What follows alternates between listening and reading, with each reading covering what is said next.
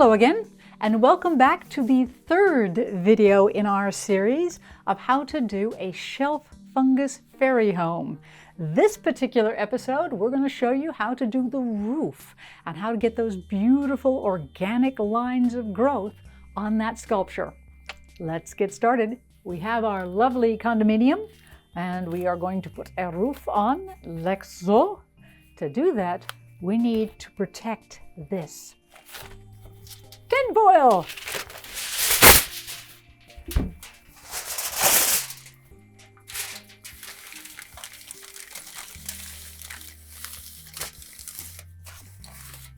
Now, I have to be careful not to impart too much texture into my little condominium here. But I do not want this welding itself onto that. We've made another batch.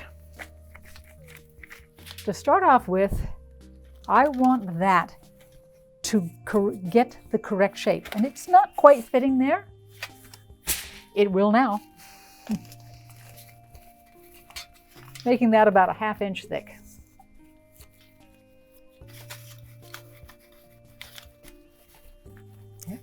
Rough that up a lot. It's a teeny bit stiff. Tiny amount of water. That's nice.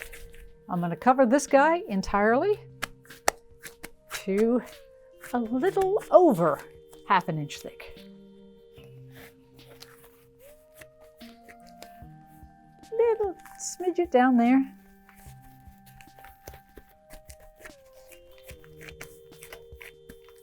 Go around that corner.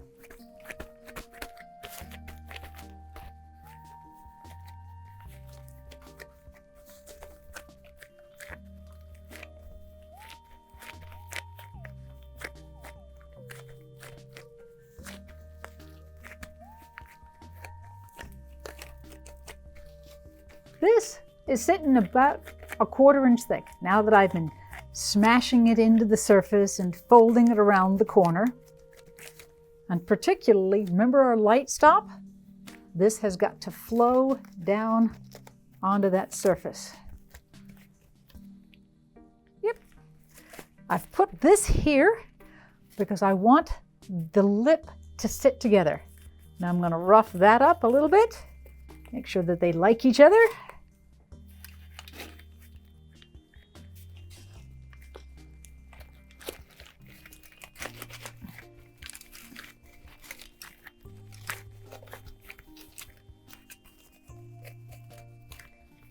And if that's sitting pretty,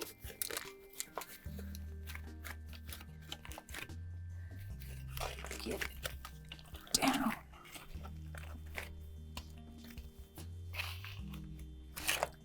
I'm going to weld that together, like so.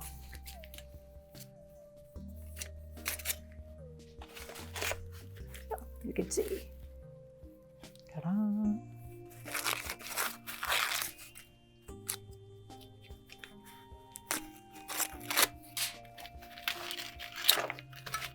I've ripped that edge. Now I can see how this shape and that shape are working together.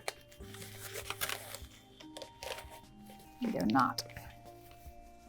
Not yet. Just as before, you want a mound and you want a swale. Now this has to be radial, like that shaping, because that's how these things grow. They grow like that. So I'm going to manhandle this into a deep groove. Maybe use a little bit of water on my gloves. There.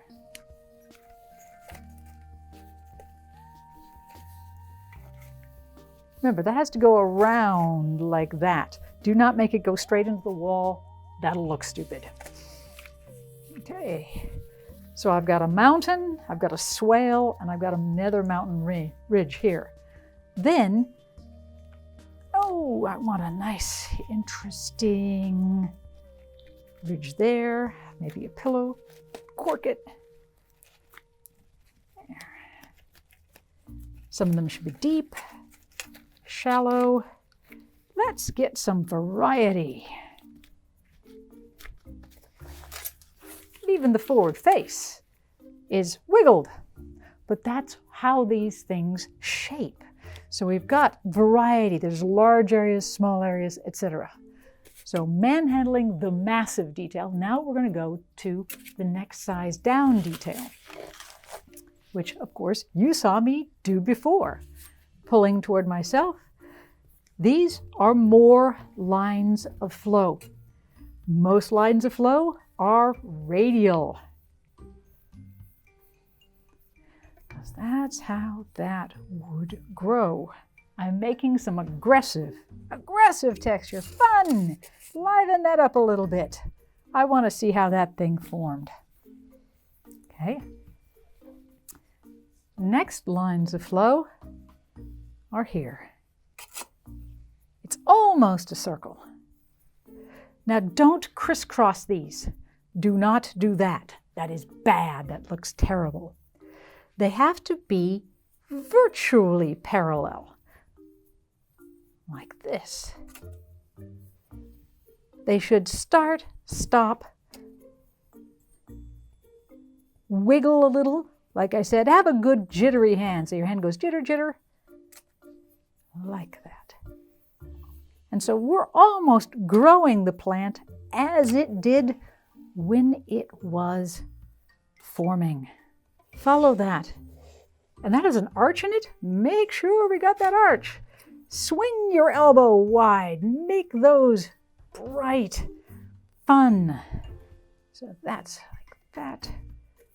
There. That's my big texture. Remember, we pounce it. Rapidly, I'm just going to knock that detail down, make sure that it's not too furry. And already, she's looking pretty nice. Okay, mid-level texture. At this leading edge, I'd like it to be a little more fun. So we are going to make that lining ever so sweet. That pillowiness that Tiya has, it's almost as if you're sculpting felt. Just following the lines, those beautiful lines of growth and flow. Whenever possible, again, make them radial. This is easy to see how radial something is. But even hair, all of that is wonderfully radial. This edge will tend to split, and this is what we call piercing. Take a line and make it really deep. Just shove that tool in there, because that's a whole lot more interesting. Jiggle that. Every once in a while, add a dark line, because those are fun. You don't want everything to be that mid-level line. You want some of it to be old and cracked and almost brutalized, because animals in the forest would have come by and they would have chipped it and dinged it. So remember, not all your lines should be just these soft, delicate, frilly little things. Sometimes you just want to rip those lines into that surface, keep it fun, keep it interesting, and as before, let natural things happen. We're now pouncing the mid-level texture. Don't pounce it all away. Just knock those fibers down. The more you pounce, the softer and more realistic it becomes. It's almost as if the surface is being weathered by the brush. Now I go through and I start to pick out details that I really like. This layer of detail is where you truly get to enjoy what you're doing. You can slow down now. I like to slam the first two layers in. Just get it there while it's vibrant and interesting. Then, when you're at this level, start paying attention to your forms. Slow down. Say something pretty. Concentrate. You will find that you've put in X's or things that look too forced and unnatural. this is the time to get rid of them. Random jabs, because sometimes you just need to liven a surface. Good rule with sculpting, 3 textures. You cannot only have 1 texture or even 2 on any particular piece. When I'm doing this, lines are 1 texture, the smooth areas are a 2nd, and the pouncing is a 3rd. Absolute minimum. The more distinctive those 2 textures are, or 3, the more interesting your surface. If you put a light hand at this point and just start rubbing in different directions, it will begin to polish that surface, and you will start to get a flesh-like shine onto it. So this is a 4th texture. So this area stays rough. This area on the top begins to polish. At this point, I could continue to fuss and fool this for another hour, and I may, but all the detail is present. I have my lovely condominium area down here, and I've got a super nice texture. Now this is down here is almost firm enough for me to touch because I made that an hour ago. This sculpture is now done. We're going to wrap it in plastic to put it aside for tomorrow. Tomorrow, when it's firmed up enough, we'll take the tinfoil out.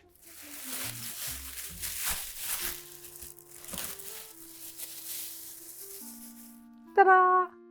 Thanks for watching. I'm hoping you're getting excited about making things for your garden. The next of our videos will be particularly how to paint this sculpture so those colors endure outside. If you'd like to learn more, we've got other videos. Check them out online. Also, check out paltiya.com for even more cool ideas. Thanks. Isn't that pretty? I like that.